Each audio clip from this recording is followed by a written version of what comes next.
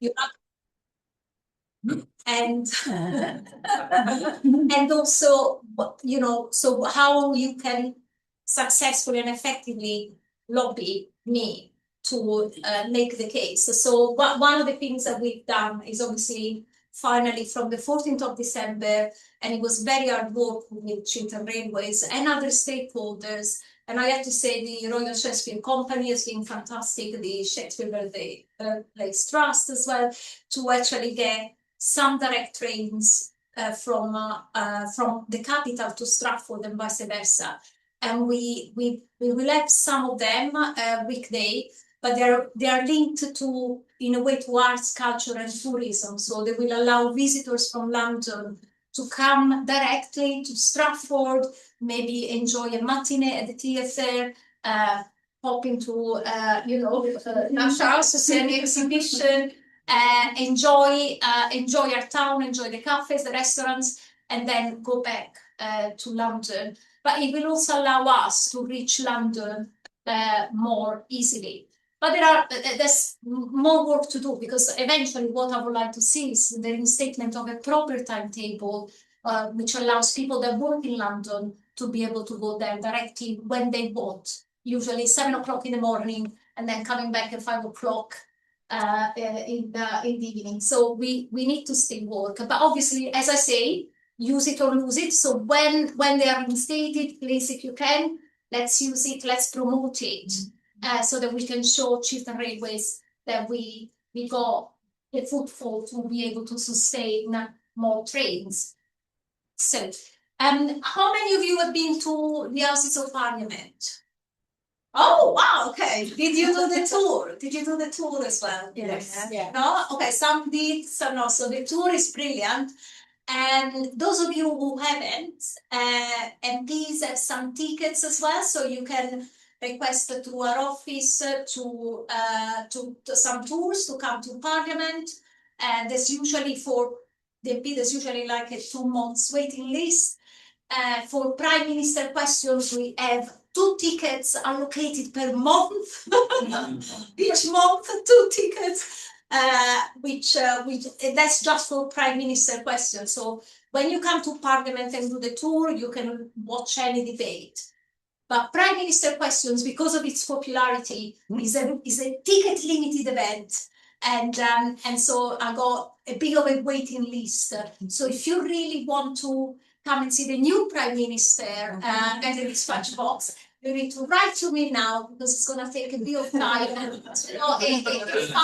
that, we got 5 months waiting list, especially because of the recess. So I will be. So I don't have like one of those very technological tools. So I need to do manually. And yes, so I will tell you a little bit about the general election and becoming an MP, and how parties select their their candidates, because that's really important. And then my role is your MP, so we're going to look at all those tools available to me to be your voice in Parliament. And then if we can have a nice Q&A, because that's what is, and you can ask me everything about anything, and I'll tell you all the gossips. So, but first of all, a little quiz. Okay, at the July 2024 general election, more than half of the MPs had never been elected before. And I would like to know who thinks is true. Put your hands up. And who thinks, and who thinks is false. Yeah. And those who don't put their hands, you are abstaining. That's fine. Sitting on the fence. Yeah. It's true. Yeah.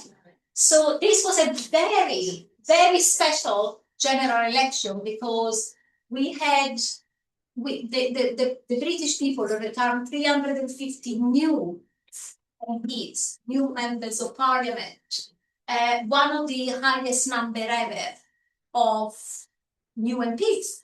And of course, that meant that also the House of Commons lost some of the expertise of MPs that were there for years and maybe even decades. So, but what does it mean? It means that the parliament knew that this was going to happen.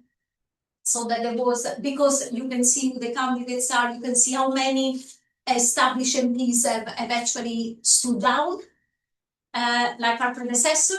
So they knew that there was going to be the possibility of so many MPs, new MPs that would come, and they had nothing to do with parliamentary business before then. And that it was 350 new MPs.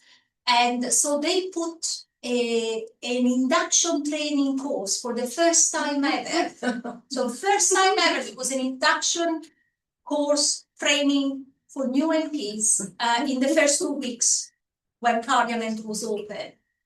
And we were all allocated a buddy, so someone from Parliament, so a civil servant, someone working maybe in estates or in marketing, and this person, this buddy, would take us around, so a tour of Parliament, so that we don't get lost, and also to tell us a little bit about how things work. And then we had sessions, we had proper seminars, I would say, and one-to-one sessions with standards officers, what we needed to declare and what we didn't need to declare. And I can tell you that I was told you need to declare everything that was over a certain amount of money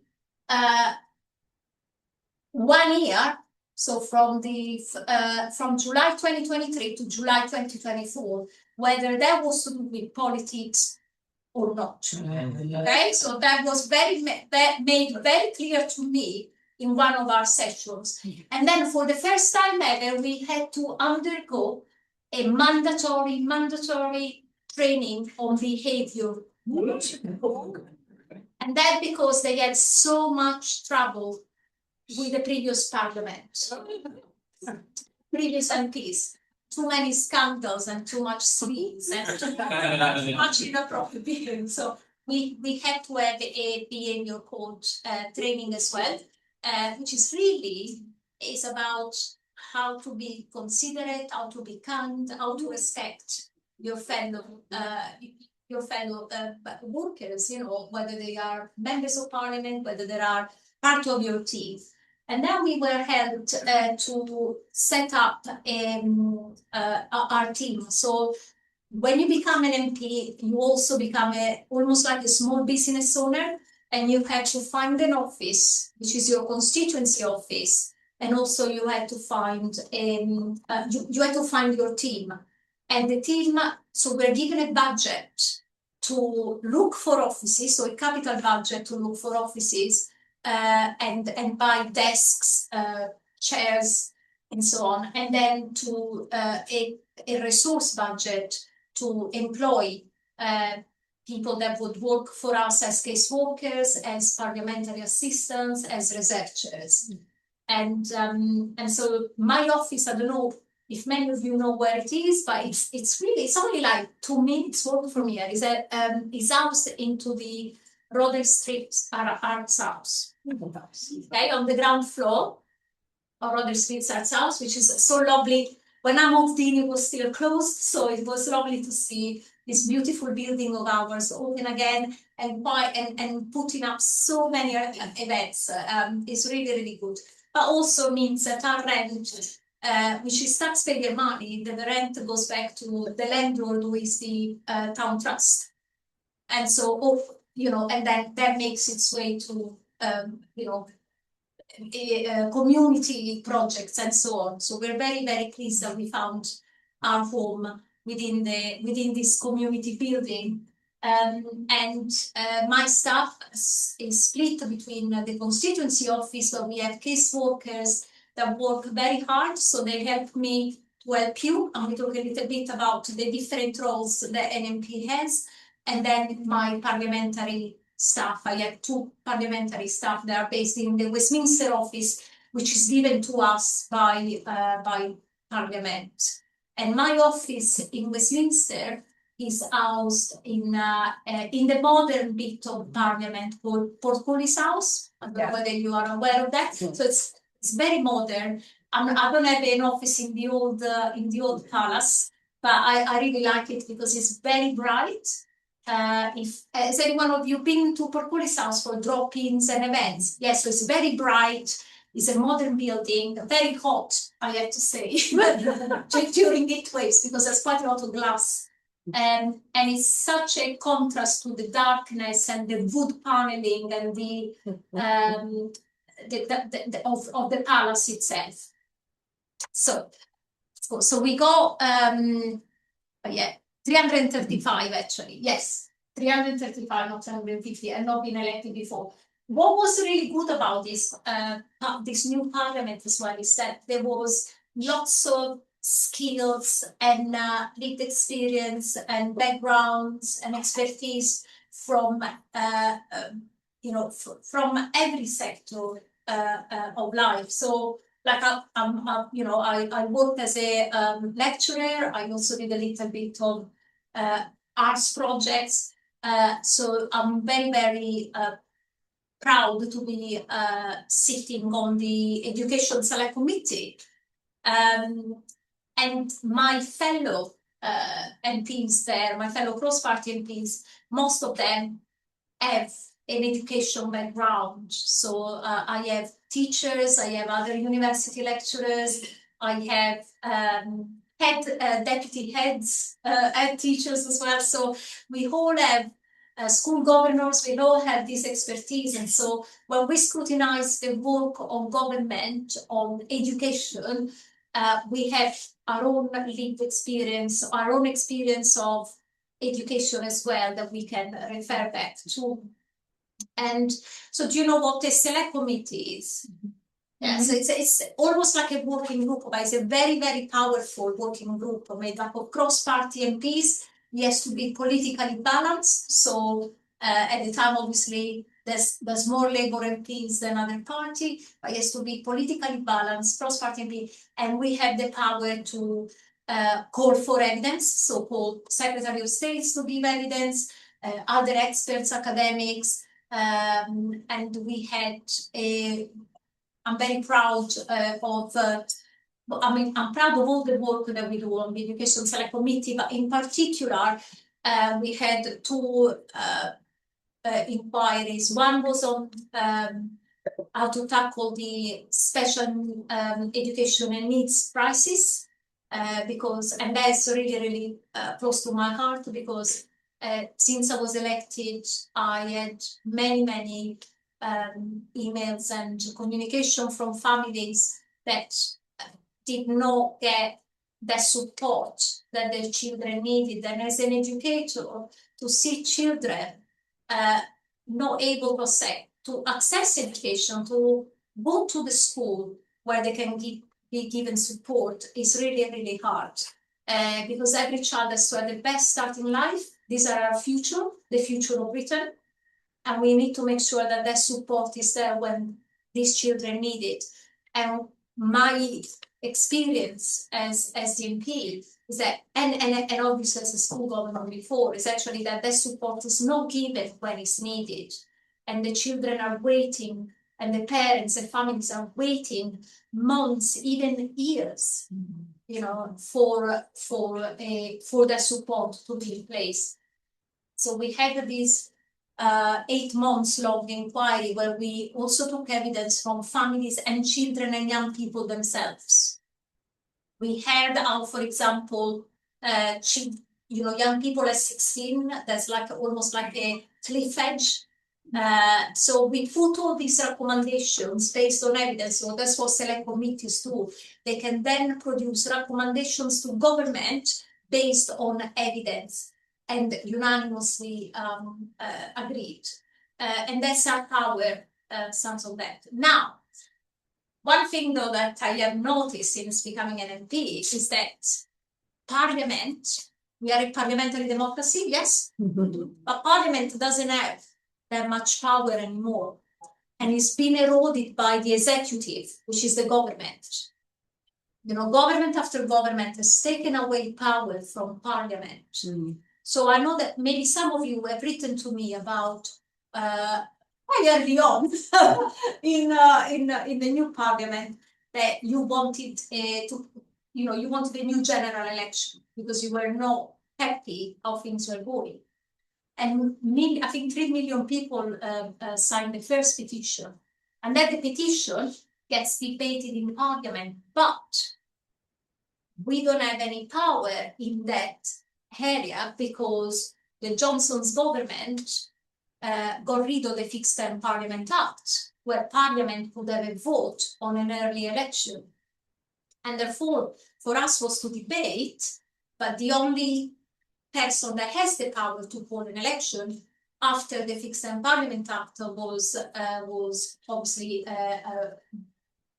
scrapped is the Prime Minister himself. So the executive, and this is just an example of how the executive got more and more power, and the legislative us scrutinizing laws less and less. And I think we need to recalibrate that. And for me, one of the things that could be done very easily to get us back on that balance is that, for example, I would like to see the cabinet, the choice for cabinets to be put to parliament to be voted on. So not just the prime minister to choose his cabinet, but actually, are you happy with this cabinet? And we can also like say yes or no.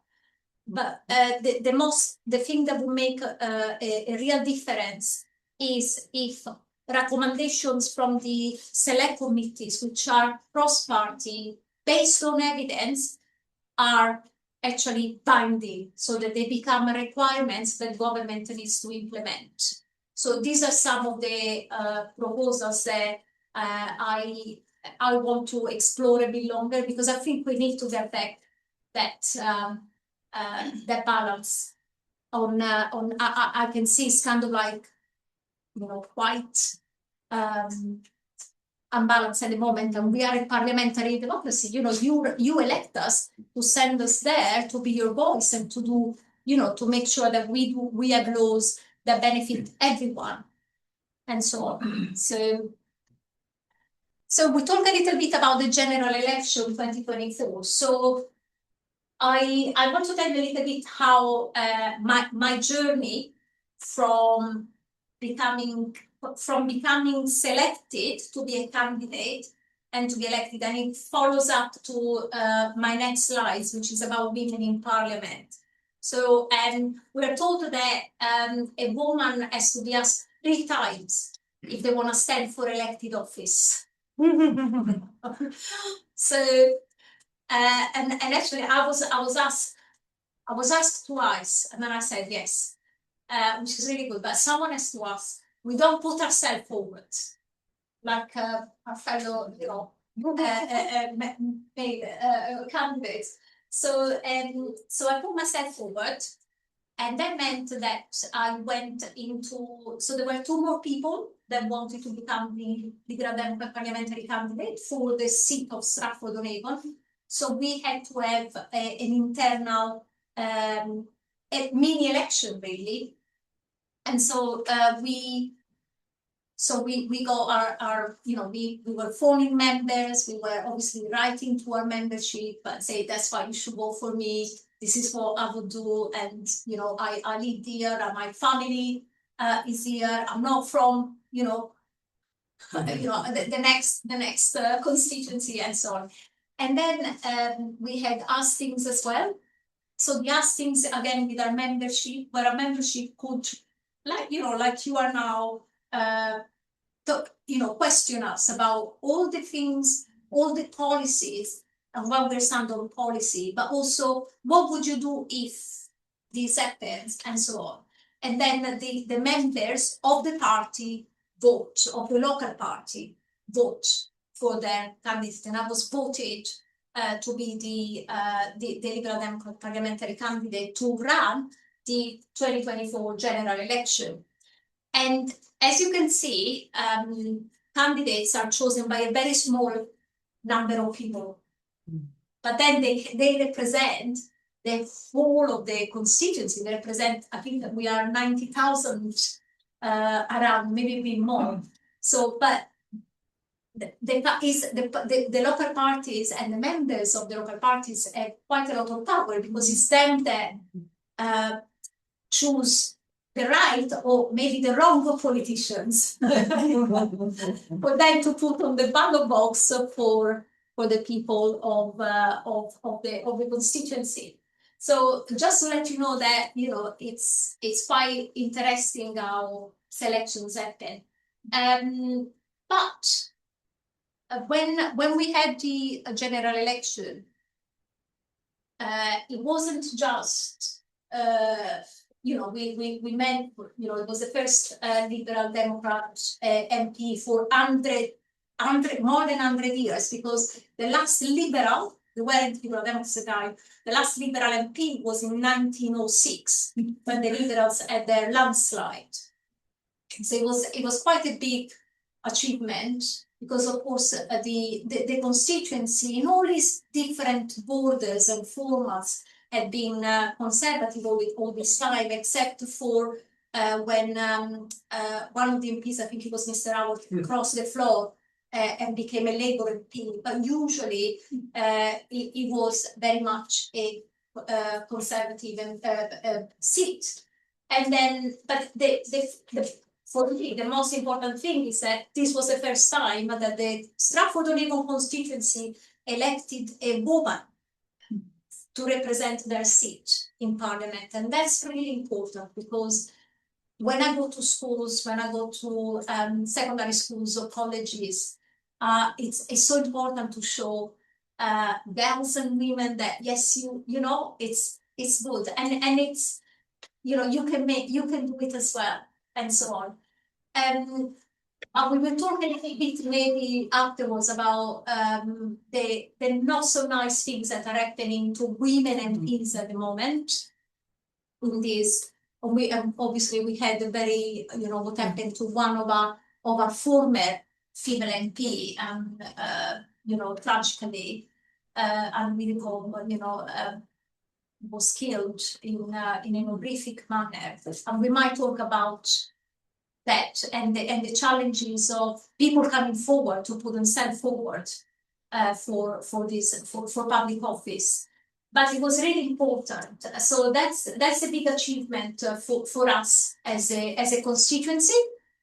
And what happened after that is that I found out that I am the 585th woman ever to be elected to the UK Parliament. So the first woman, I don't know whether you know, it was the first woman ever to be elected was Constance Markiewicz. Countess Constance Markiewicz was she was standing for Dublin South, I think, but she never took her seat. In 1918, she never took her seat because she was representing Sinn Féin, and Sinn Féin never take their seats in the House of Commons chamber. And then the year after, there was a by-election. I think it was Plymouth, where Nancy Astor got elected for the Conservative, and she took her seat. So she was the first woman ever to sit surrounded by hundreds of men in the House of Commons. So, but I said that because obviously, so let's say from 1918 to 2024, we now have in this parliament, in this new parliament, we have reached 40% of gender balance. And if we continue like that, it will take us 130 years to achieve 50%. To achieve that gender balance, which reflects the British population, it will take us another 130 years if we continue like that. So that's why it was important. It's important for me to go into schools, to go into colleges, to say, if you're interested, get involved in politics, politics as a force for good. But there are lots of issues about, threats that we receive, especially women politicians, on social media, and maybe we want to talk about it, how we do that, how kind of we want to get more young people involved, but whether they are, women or men, girls or boys, but how do we keep them safe as well threats and or violence that are increasingly common online and offline. Every day now I'm receiving, advice from the police, what to do and what not to do and how to keep safe online and offline. And I worry that this type of behavior will then put a wedge in what is a really important role, one of the roles of the MP, which is actually be so close to their constituents. I'm worried that there is going to be, that at a certain point we'll have to go around with bodyguards and things like that, and that puts and some MPs do actually. Some MPs do. They have to have bodyguards. They're told to have panic rooms or safe rooms in the house. So, but it's important to, maybe talk about how we change that. And I know there is lots of anger. There is, because things are not getting better. There's lots of upset, but I blame social media as well. It has made us see the world black and white, with no nuance, with no understanding, with no context. Context almost does not exist on social media. Today I was talking to one of our councillors in Leamington, where one of her speeches was clipped, and then it went viral, and what she said was taken up, the context of her speech was not, just wanted a little bit. And of course that then precipitated, again, that nastiness online. So it's, there is, and I want to talk to you about as well what we're doing about social media in Parliament. So remind me if I don't do it. But let's get on with my job as your MP. So first of all, I'm a legislator. So you have elected me to be in Parliament, to make and change laws and scrutinize or check the work of the government. So government has been elected with a manifesto, and in this manifesto, they have a legislative program. And this legislative program is government that controls when it gets introduced, and they want to make sure that all the legislative programs that they were in their manifesto gets done. So there might be some U-turns and some changes and tweaks, but mainly is that process. And my role as an opposition MP is to scrutinize the work. So we talk about scrutinizing through the work of the select committees. I also sit for my sins on the Environmental Audit Committee that checks the government work on their climate and nature targets. And so this kind of goes hand in hand. And then obviously representing my constituents. So when I speak in debates in the House of Commons or in Westminster Hall, because we got 2 debating chambers, any debate, whether it's linked to a particular legislation or bill coming through, or whether it's linked to a backbencher debate, and I'll tell you a little bit the difference between that, I need to represent my constituents. So I go to backbenchers debates that I know my constituents want me to go. And it's about flooding, it's about sewage, it's about road safety, it's about the decline in wildlife in our area, it's about fly tipping. So all the things that you tell me, because you write to me, or you tell me in surgeries, I really care about this, like inappropriate development on green fields and so on. I try to go there and speak on your behalf. So that's my job of representing you. And I've already talked about the work on select committees. And when bills come through, there are lots of laws and coming through quite fast as well. And again, the ones that you're very passionate about, I'm very passionate about as well. I'll try to speak. You can put yourself down to speak on a debate, whether that's a backbencher debate, so a debate like I very recently I did a road safety debate, which is called backbencher because it's not it doesn't go to a vote because it's not legislation, but it is a debate that you can talk about, and debates of opposition MPs and backbencher MPs are good because the government needs to send a minister to answer. So it's really good for us to raise constituency issues and to ask the minister what you're going to do about it, and they have to give you an answer. But bills, so government legislation, we register to speak, and then if you don't, there is protected time, so you know whether the debate will be 3 hours long or 4 hours long, because at the end of the debate, you have then to vote on the particular legislation. So this is very much controlled and led by government.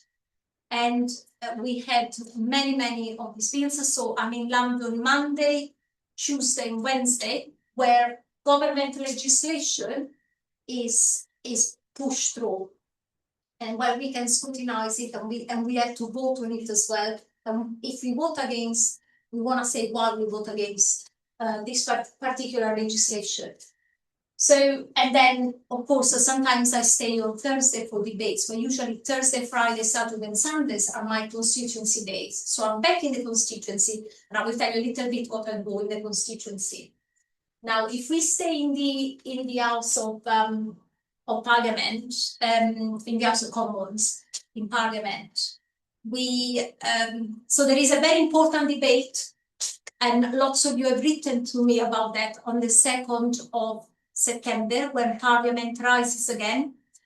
And this is really important, and I'm passionate about, so it's really good because we are all passionate about this, and it's called the Representation of the People Bill. And this will come on the 2nd of we were going to have it actually before recess, but then the Hillsborough law, Keir Starmer, one of his last weeks in office or days in office, wanted to push through the so-called Public Accountability Bill, which is now the Hillsborough Law, or the Public Accountability Act, because now it's become an act because we voted unanimously for that law, for the duty of conduct of organizations and civil servants and MI5 and the police to say the truth when big things happen. So that's a really important piece of legislation. And that was called the Hillsborough Law because it started with the Hillsborough disaster, where the guilt and the fault was put onto the fans that died. And the families fought for so long to say, no, it wasn't them, and you have lied. So we have this bill that now will make it you can't lie anymore, you have to say things as they are. The truth. No more cover-ups. That's what the Hillsborough Law is about. So the Representation of the People's Bill has been pushed then in September. Do you know what it's about? Do you think what could be about? It's about defending democracy and strengthening democracy. Yes. So I have an amendment on that. Well, I have 2 amendments, but the amendment that I want to talk to you about is, and there's lots of MPs put in those amendments as well. But my amendment, so the Representation of the People Bill, will strengthen democracy, will defend democracy in the era of misinformation, in the era of social media, in the era of deep fakes, but also in the era of big money. And my amendment, because it's not in the bill yet, we have to wait for the government amendment, is to cap political donations. So to kick out big money out of politics. And for me, it's really important because, first of all, it's millions and millions and millions of pounds to political parties, and that is not good because you have a perception. We can't have a perception that people with the deepest pockets, that the oligarchs and the tech barons and so on can actually have a say, can influence British politics. So I wanted to cap. I wanted the bill to have the principle of a cap, and at the moment, the only principle that there is to cap donations that come from people living abroad to 100,000 per year. But I want to be capped as well in the UK. So donations coming from the UK, they have to be capped as well. So we'll see what happens with that. There are also amendments on, not mine, of other MPs, on regulating social media, political advertising, on regulating deepfakes, on regulating. The government says, oh, we got the Online Safety Act, but what we think that is not strong enough to get rid of political deepfakes. Do you know what deepfakes are? Yeah, it's when you guess, like, you know, they can get a video of me and then they can ask AI to say, or let her say this, but then you don't know if it's me saying or if it's made up. Okay, so and that is misleading, and during an election that could have repercussions with for our democracy. So the representation of the people bill. So I'm down to speak 2nd of September. I don't know at what time, but usually, you know, it's a Tuesday, so the vote has to come by 7 o'clock. So I'm thinking probably from 3 o'clock we will be able to start our debate. Now we talk about why it's important to cut political donations, why it's important to make sure that everyone gets enfranchised, to participate in democracy. We look at local elections or national elections and we see like 60%. Local elections, like 40% of the people turn out to vote that can vote. And that as a terrifying, and I'll tell you now why, terrifying consequences for our democratic principles. So we need people to come out to vote. Now, one of the big amendments that I've signed, I've not proposed it, but my colleagues have proposed it, and the government is saying no at the moment, is to change the electoral system from first past the post to proportional representation, or to get a national commission. So not even to change it to proportional representation, but get a national commission that can then see what kind of proportional representation we can, we can have. And why I have signed that? Because if you think that the turnout is still very low, and we don't have a two-party system, so first past the post, it's very effective if you have a two-party system, I think, like in America, and like we used to have here, the Conservatives and Labour, you know, the main kind of, you have the main political parties. But now you have a five-party system. If you look at the local elections in Birmingham, you had, 28, maybe even more candidates or parties in there. So it means that someone can win on less than 17% of the vote share. And that is very dangerous. You can have someone that win with a very small amount of votes, but they get to win everything. But if you keep having first past the post for the multi-party place that we are now, I think we can't talk about just two parties at the moment. We got lots of different parties. We got independence groups growing very strong as well. And I think we need to change. We might have a chat about that later. I'm really keen to hear your views. But for me, it's quite, if we keep first past the post and you go a five-party system, someone is going to win on less than 20%, less than 70% of the vote to represent everyone. And you will never get, you divide even more the electorate. but also we ask for auto enrollment so that people who are eligible to vote don't have to ask to be put on the electoral roll and then fill up. Actually, that it's you have an auto enrollment so that you get your ballot box automatically. You don't have to apply for it. So there are lots and lots of amendments. I feel I sat on the Liberal Democrat Federal Policy Committee on strengthening and defending democracy. So I'm a bit of a geek about this. So I'm really passionate, and I know that lots of you and you might have different views on how to defend and strengthen our democracy, but it's really important. Now, parties have federal policy committees, and then when they have the autumn conference. So autumn conferences are really important if you are part of a political party, because it's where you vote policy.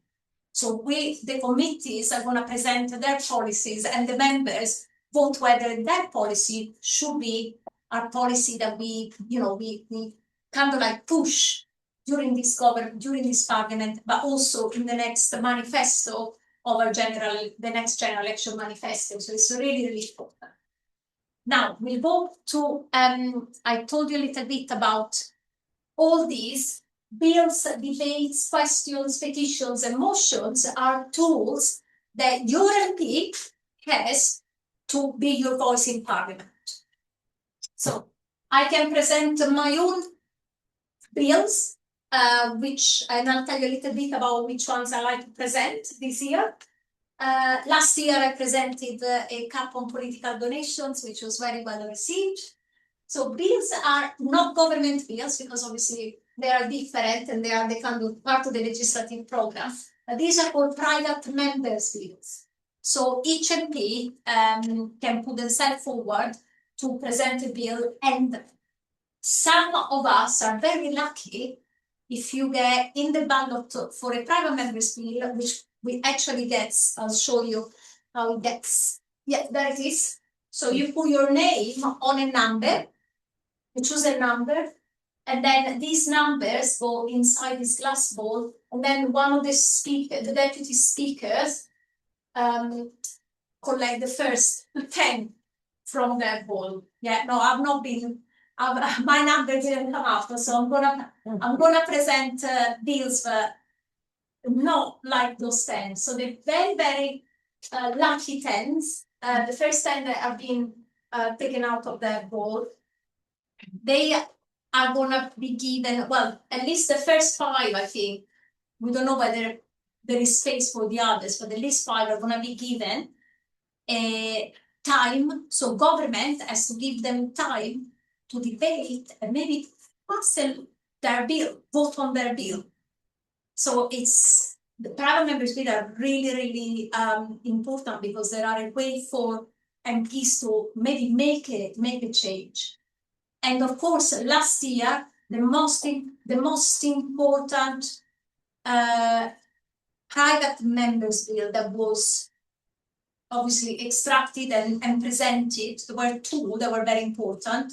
One was the Climate and Nature Bill that was presented and given time to be debated, and the other one was the Terminally Ill End-of-Life Adult Bill, which is also come back again, because one of the MPs that was lucky on the ballot has adopted that bill again. So that's going to come back, and it's going to be on the 11th. The government has given time on the 11th of September to debate for Parliament, for MPs to debate that bill.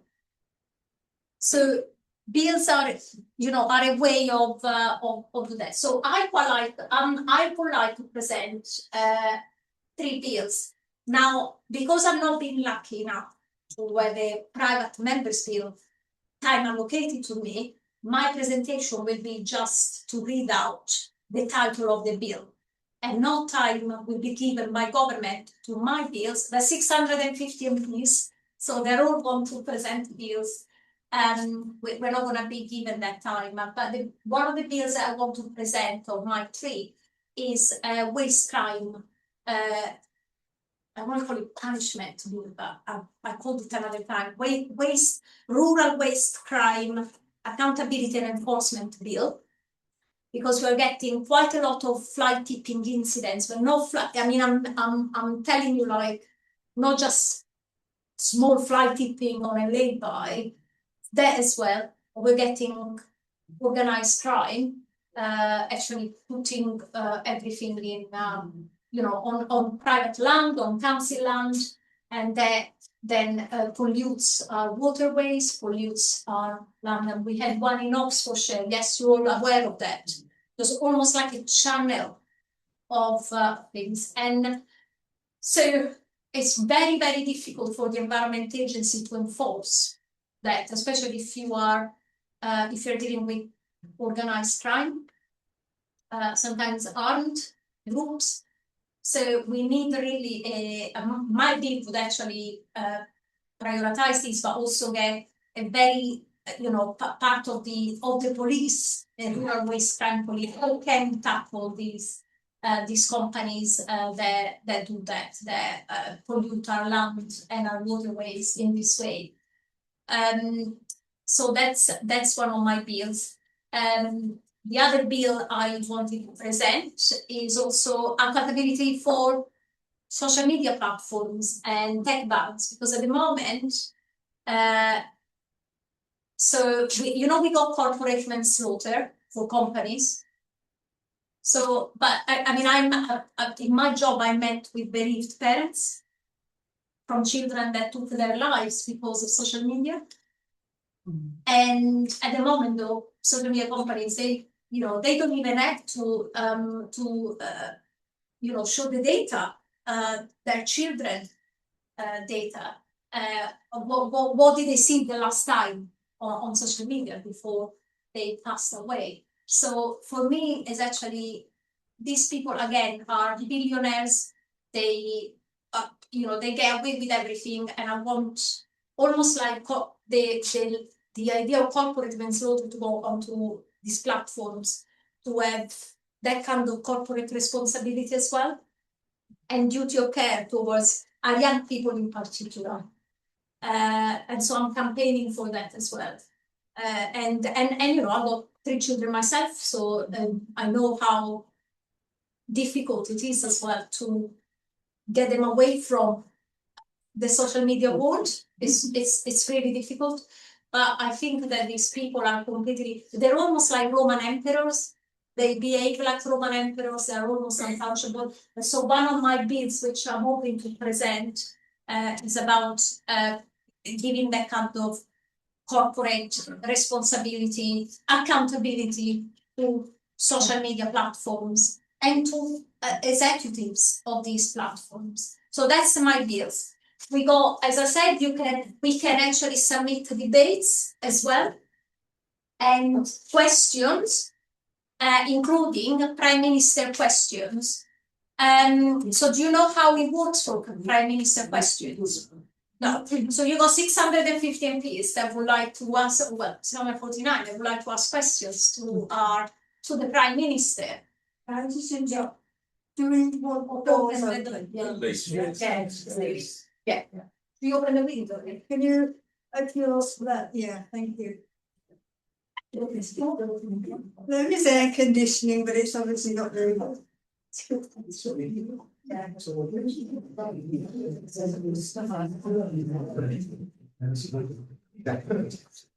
Okay. Yeah.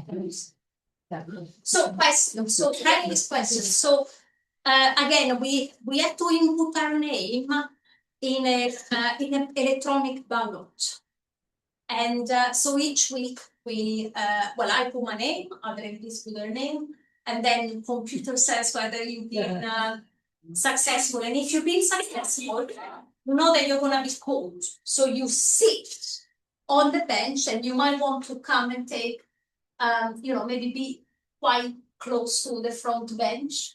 And you're going to wait for your time for the speaker to call you to be able to ask the Prime Minister or the Deputy Prime Minister your question. But I only been, 2 years, success rate twice. Other MPs success rate for even 5 times. So because it's just random, So what you do, what I do, if I really had something that I want to ask, but I'm not being successful, I'll try to get place there as well. Then tell you, oh, I have to do that. That's another thing. And then I will bob up and down the police. So you can and that's what we do in the chase. So we go up and down, and then we try to catch the speaker's eye, so that he might call us by the end of Prime Minister questions or any other. You know, we go question time with lots of departments and so on.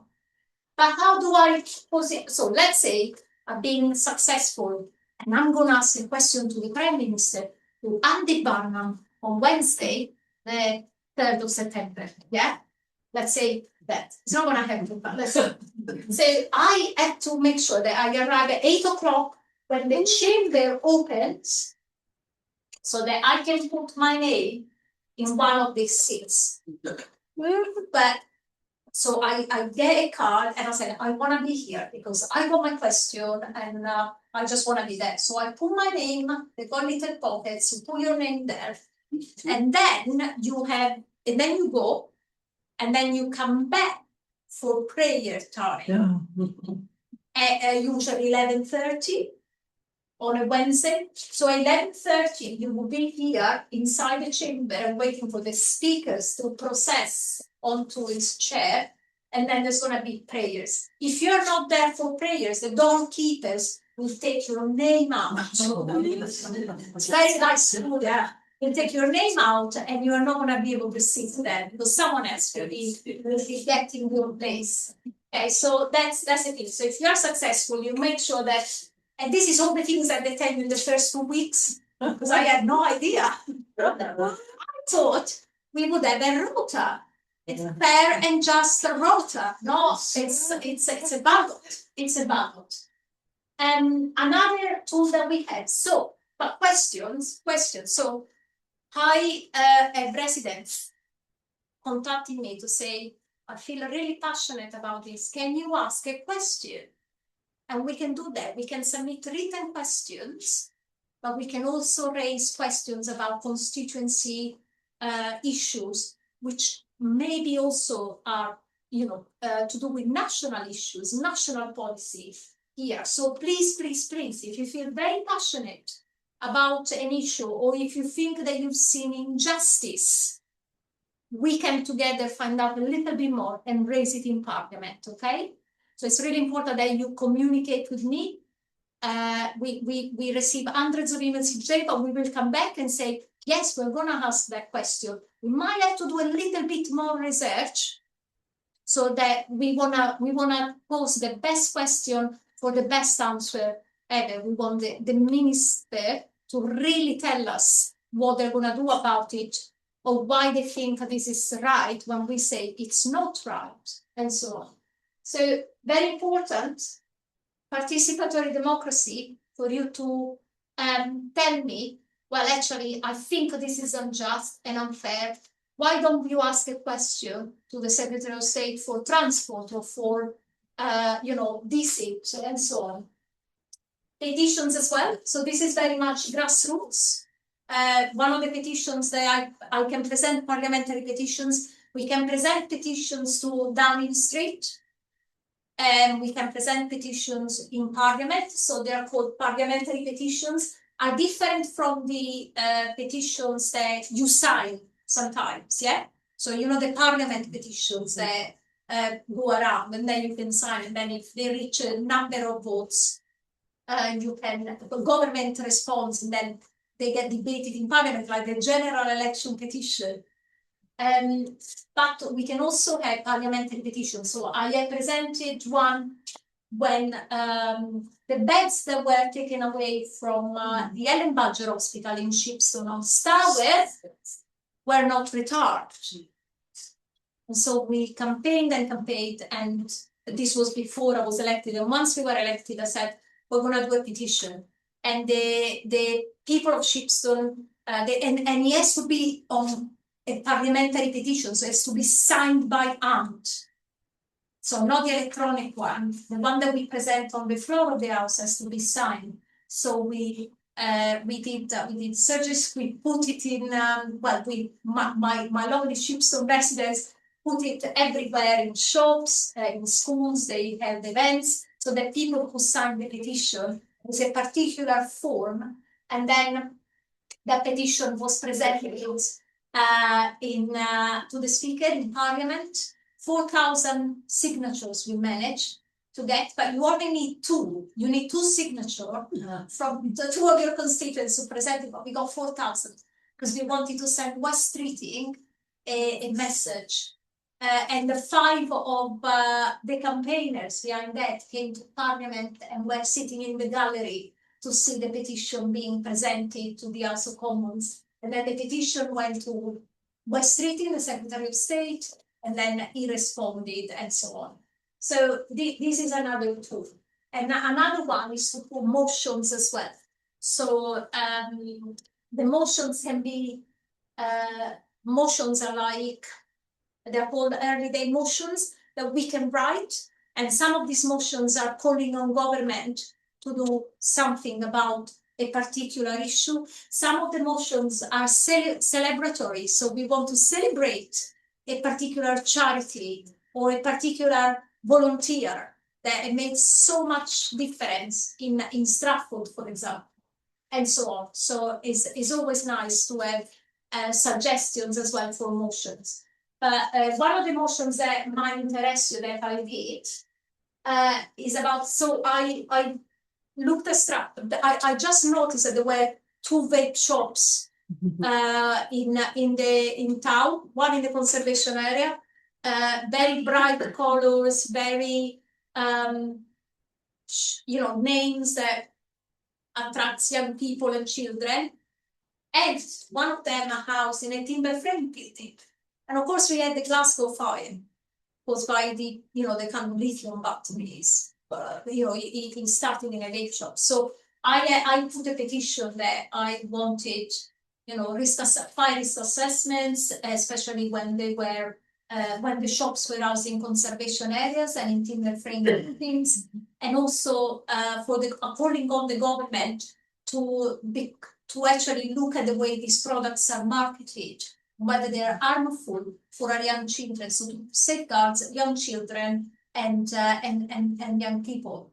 And it was very effective because I think 1 week ago, the government called a consultation on this. So there is a live consultation on vape shops, right? So because local authorities don't have that much power, like they look at licensing, but there are also the public health issues and the fire risk as well.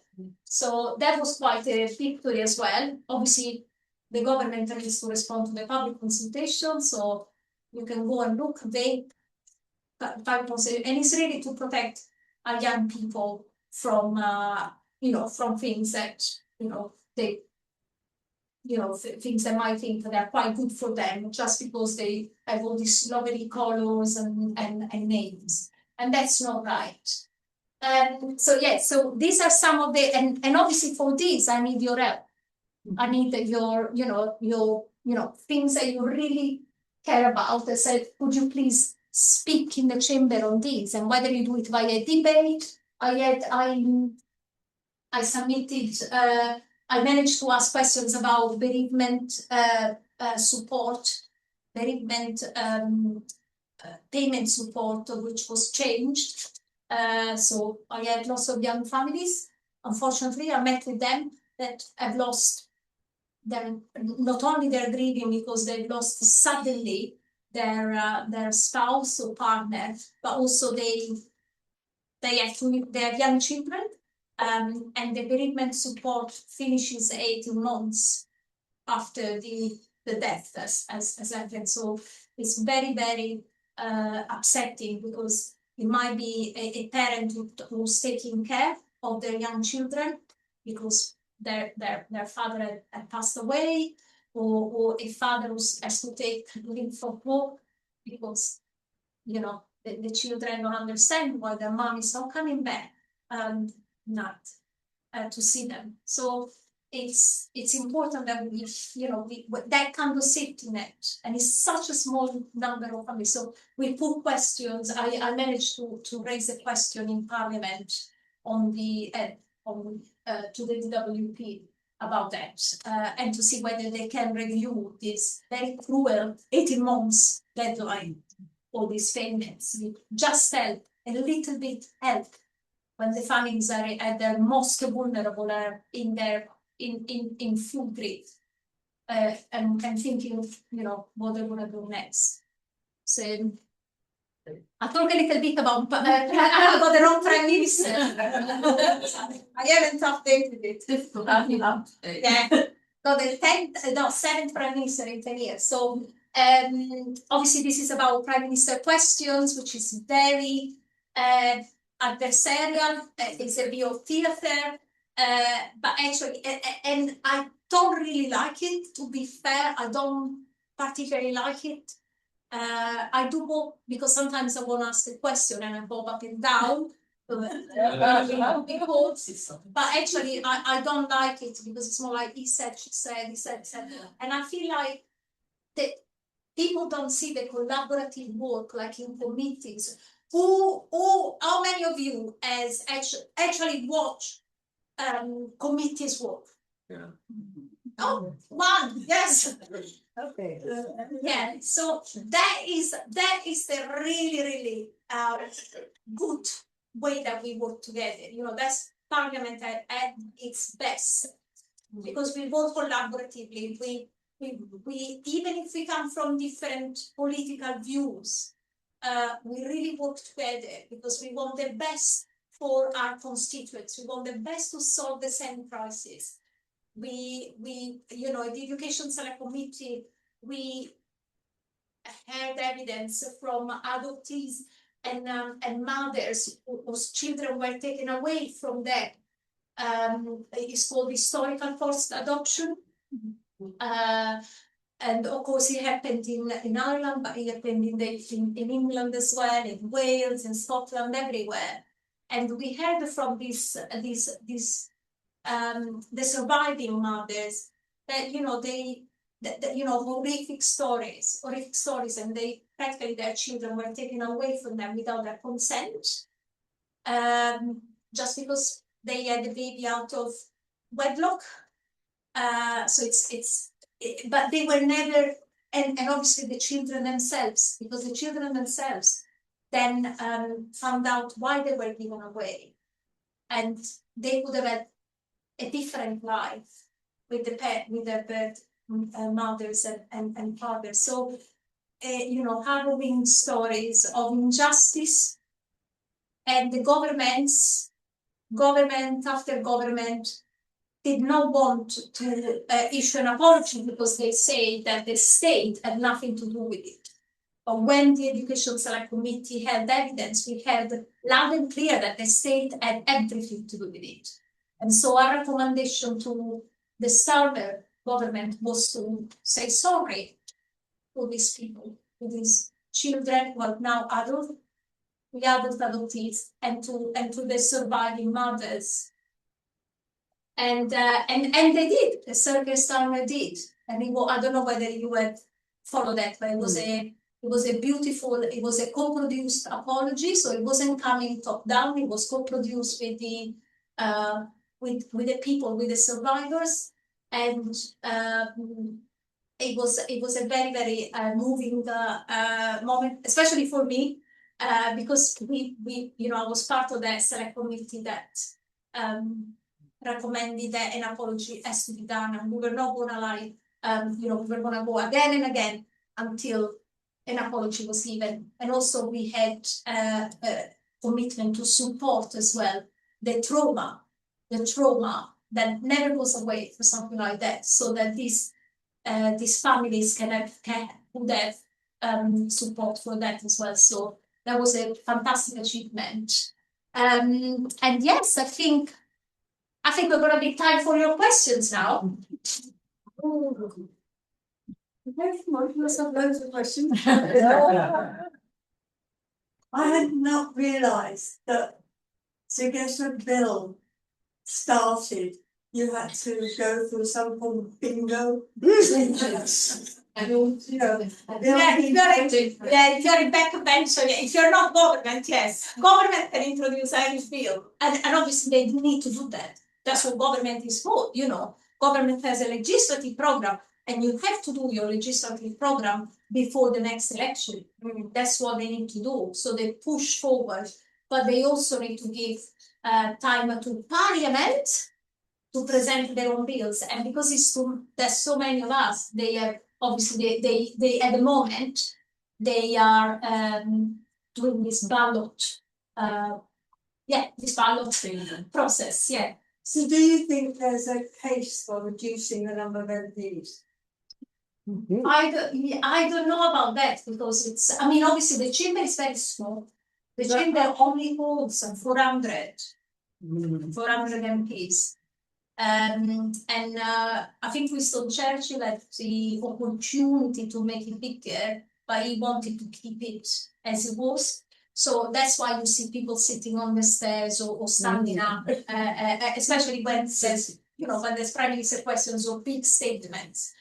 I think if you reduce the number of MPs, you probably have bigger constituencies, which means you lose a little bit the personal, you know, that kind of like personal, you know, I mean, I'm doing that because I'm in recess, I'm doing my summer tour, and I've been to places that I could not go last year in my constituency, and you know, and so I'm going on to those border villages as well, which don't even go, they go to Oxford for their shopping, they go to Solihull, you know, they don't come to Stratford. So and it's so important for me to be present, have surgeries there, and talk to people. What are your, you know, you talk to me about direct trains to London, they want direct buses to Oxford. So from where they are, because that's where their GPs are, and that's so it's if you have a bigger constituencies, I don't know how we can manage that, but you know, I mean, maybe with proportional representation, we have to have bigger constituencies. Yes. So I wanted to ask you about local government reorganisation. Yes. A couple of weeks ago, the Secretary of State made a decision that the Warwickshire would be split into two. So there will be two unitary authorities, one for the north and one for the south. I know you've lobbied hard for that. Yeah, so I have to. So what do you think is going to be the outcome of that? Yeah, so we now have the decision taken by the Secretary of State. I have to say that out of 5 Warwickshire MPs, 4, including me, wanted the north and south, and that again is to do with like local decisions to remain local. I've also unfortunately witnessed in these 2 years that Warwickshire County Council as a county took decisions that went, you know, that were impacted negatively parts of my constituency, like closing primary schools, rural primary schools, and make the children walk to the next one. I say yes, but there's no pavement and it's unlit. How they're gonna walk? Or they're gonna drive? Well, what if the parents don't have a car? No, not everyone has a car. How they're gonna do that if there's no bus? Anyway, so these decisions taken by councillors in Nuneaton that have never been to Great Oak. So I said, no, I'm afraid, no. They also try to put parking charges up in towns in South Warwickshire. So you know, as I said, I think, you know, I don't think it's fair for councillors that do not represent rural areas to take the decision just because, you know, they are in power to take those decisions that are going to affect my constituency. So I'm very happy to see a South Warwickshire unitary. Of course, I don't know what kind of boundaries there are going to be for whether it's based on divisions or wards, how many councillors. But and of course, this was something that the government wanted to do. It was very, very strange that the government pushed for this at the beginning of their, you know, they could have pushed for the representation of the people bill, and they pushed for local government organization and devolution. And I was on the committee bill, so I made the case there as well. I made the case of what's going to happen to, town and parish councils, because you get rid of districts. You got one council, you get rid of district and boroughs, and so you got the unitary and you got the town and parishes. So what's going to happen to those grassroots voices there? What support they're going to get if they're going to have to get more assets, adopt more assets from when the district disappears. So ideally, I would not have wanted to see. I wanted to have kept the kind of two-tier structure, but the government wanted to do that. So for those of you, there's two stages. So one is local government reorganization, which you now know is going to be a North Warwickshire and a South Warwickshire unitary. So you're going to get the shadow councils elections next year, and then after that, South Warwickshire unitary will need to decide whether to join a combined authority or whether to make one up.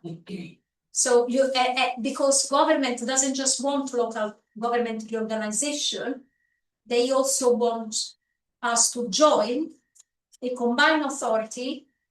And actually, they rather see a mayor combined authority, not a county combined authority.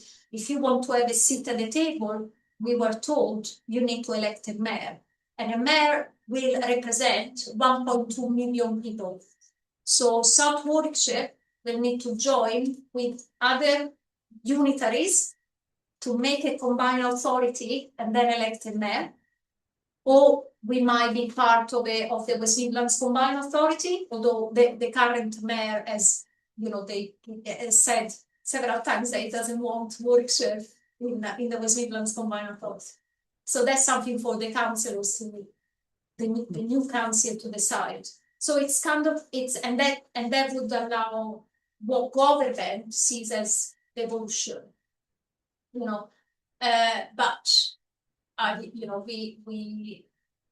We were very, very harsh on this bill, on this act now, because we thought it gives too much power to the Secretary of State, who's making all the decisions, and to the mayor.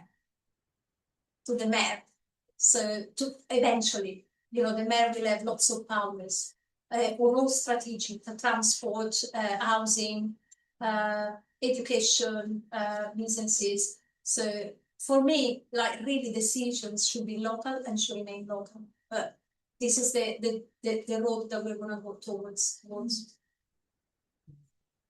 Any other question? Yes. Can I ask two, if I may, just two short ones? So your typical working day. So when you said, I think you're there Monday, Tuesday, Wednesday, London. I think the chamber, it starts quite late in the day. Yes. Yeah. So just like to understand how your day goes, and do you end up working late into the evening, because that's always a common thing here with Dentley's out. So my first tour with my buddy. Yeah. I was going around, and I saw all these places to eat there. I said, "Oh, there's another canteen here. There's a restaurant there. There's an hairdresser there." And I was like, and I think that why there are all these places? Well, because you never go out. You never go out. You're not allowed to go out. Once the whip says it's a 2-line whip, you're not allowed to go out. 3-line whip, you're not. You have to stay there. 1-line whip, you are allowed to go out. It can be very long days in. Yeah. So I'll tell you, Monday, Tuesday, Wednesday, the one in Parliament. Monday, I try to arrive by 10 o'clock in Parliament. Meetings, review with my team,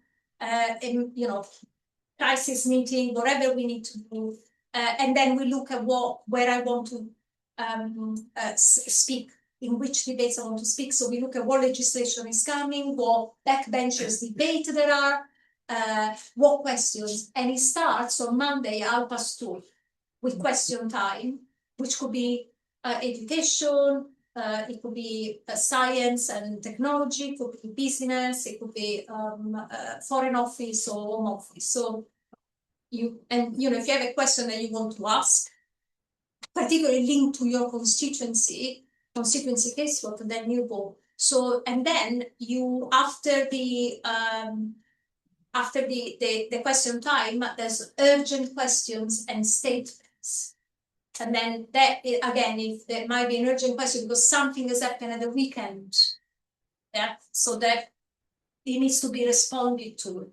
And then statements from ministers, and then you get the legislative bill. And so you then are in and out of the chamber. If you speak, you're gonna be in the chamber to speak.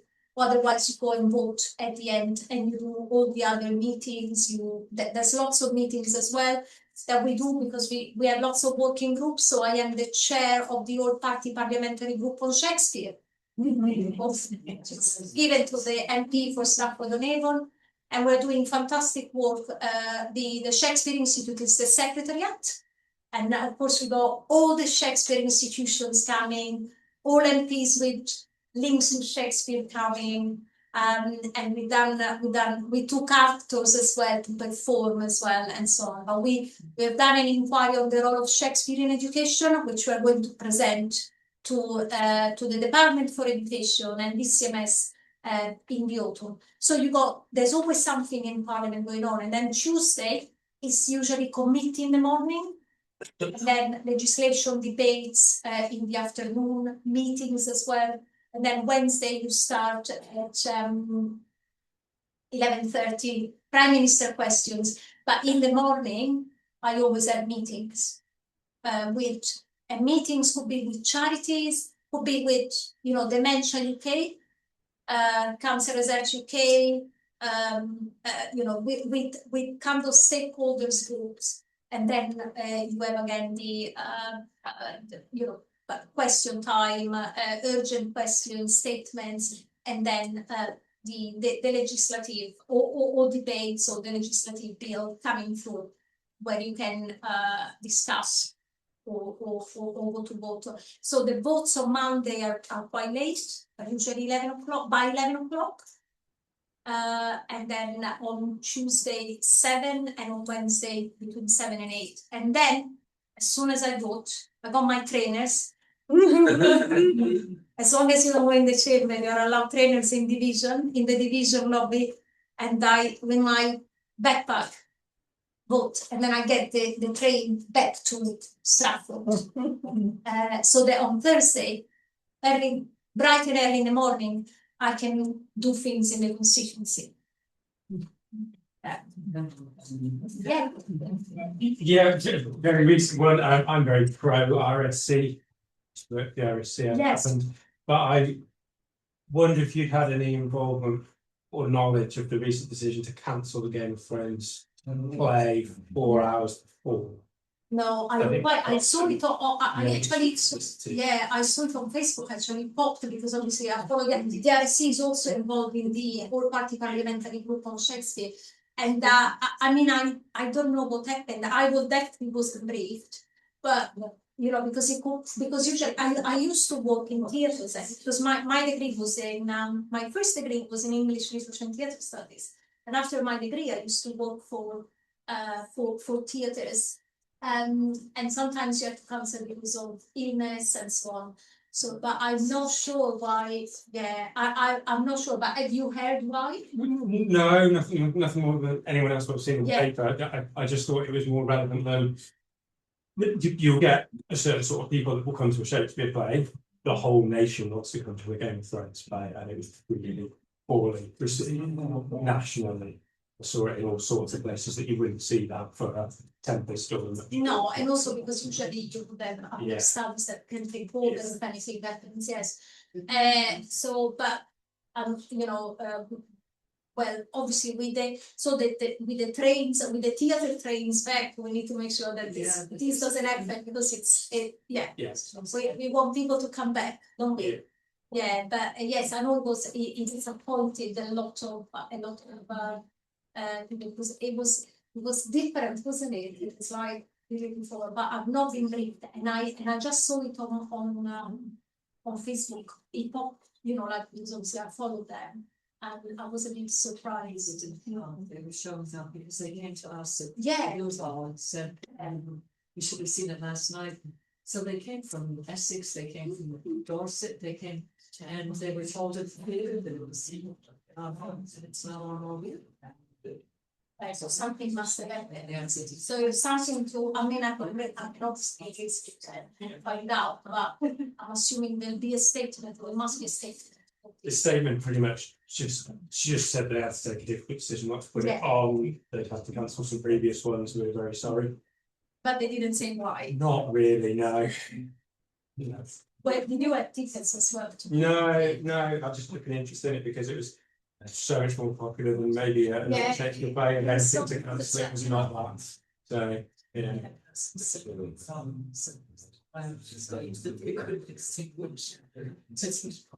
Oh, okay, so, Yeah. yeah. Sorry, we can't actually hear. Yeah. I'm just wondering what your view is on the assisted dying bill and what Yes. happened to that and the mechanism. Yes, so as I said, the bill wasn't, but it's not government registration, it's a private members bill, which was given, which was obviously passed. It was obviously, you know, time in the previous parliament. Now, because parliament closed, there's a new parliament rose. So all the bills that were not, that they're not government bills that can carry over.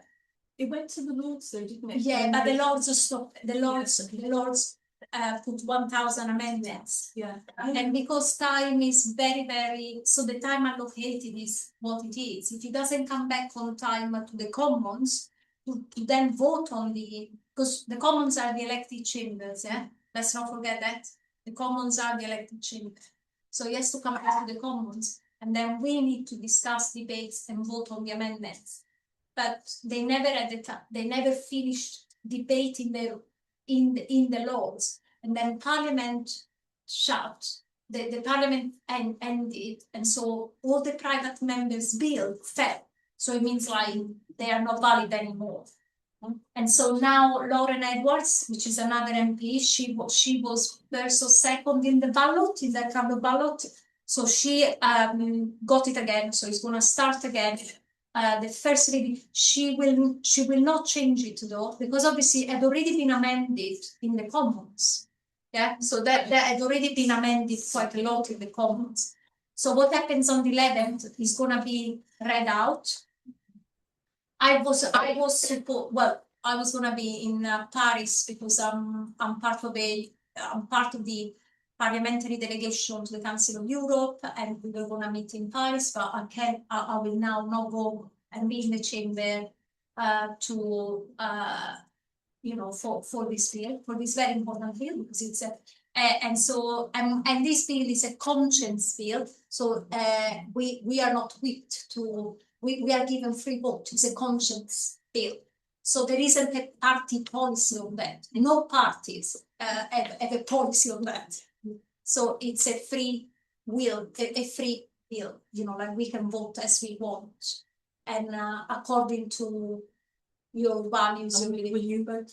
Yeah, I voted for it and I voted for it because I listened to people that were terminally ill that came to talk to me. I also listened to people that were very upset and against it. So I had lots of conversations. I had virtual meetings as well because I couldn't be in the constituency. So we had I read all this evidence. I listened to disability rights groups as well. And I talked to lots of people, but for me, it was eventually one of my constituents who was sadly terminally ill, so the bill would not have helped him in any way. And he said to me that for him, the dignity was in the choice. And as long as the choice is there, then, I will probably support it again on the 11th of September. I feel very strongly about it because of my members of my family. So I'll tell you that, there are, I'm a Catholic, like I'm the Bagna. So, for me, it's like really difficult. It was a big competition to pass that. But I think when you have a close family member begging to be released from an illness. I know that, It's a difficult thing. Yes. To watch or to bear really. So yeah, and I know that there are but what the Lord said, I think it's really wrong that unelected people were allowed to do that. Yes. There's also like there are also some illnesses that it doesn't matter how much how best you get the best palliative care, but you will still die choking your own fecal. Yes. You know, that's what's gonna happen to you as you're dead. Yes. Yes, that no one can save you from that. No. And Yeah. they don't want their family to see them like that. So who am I? And also if they're in care, They can't do that. Yes. So I put myself into their shoes. But I know there's lots and lots of people that are very upset about the way of voting as well. So and they let me know, and it's good because that's democracy. And I try to explain to them why I sometimes voting that way. And I could abstain, but I don't want to sit on the fence. No. I feel like I owe it to my constituents to take a decision. It's very it was incredibly hard. Yeah. And and of course I understand that the bill will be the same. I mean, obviously, if it has changed, I need to check again what that's changed, but it'll be the same deal. So, yeah. I think we have to put in the chaps because it's still like chaps and chaplains. We have distinctly run over, but thank you, Manuel. Yeah. That's Okay. okay. Yes. That, I found out this evening that I had no idea went on. I mean, you went on the first body knows. Thank you very much.